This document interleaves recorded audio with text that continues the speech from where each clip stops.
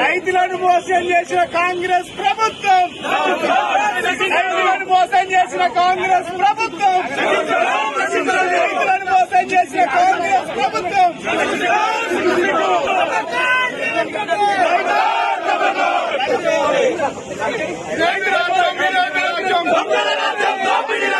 రైతులను మోసం చేసిన కాంగ్రెస్ ప్రభుత్వం,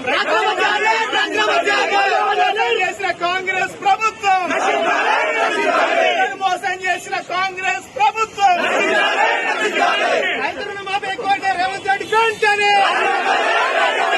రైతు రుణమాఫీ రైతులను మోసం చేసిన రేవంత్ రెడ్డి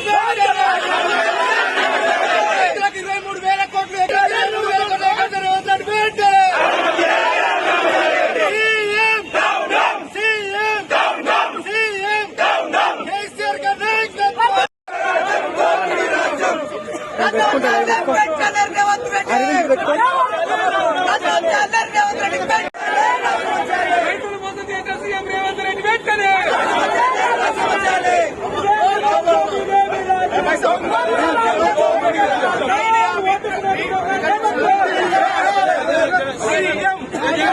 సందర్భంగా గుర్తు చేస్తా ఉన్నాం.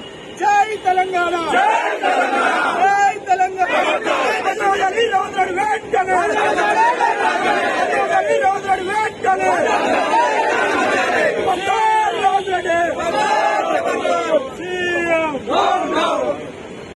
కోట్లు అన్నారు, 31,000 కోట్లు అన్నారు.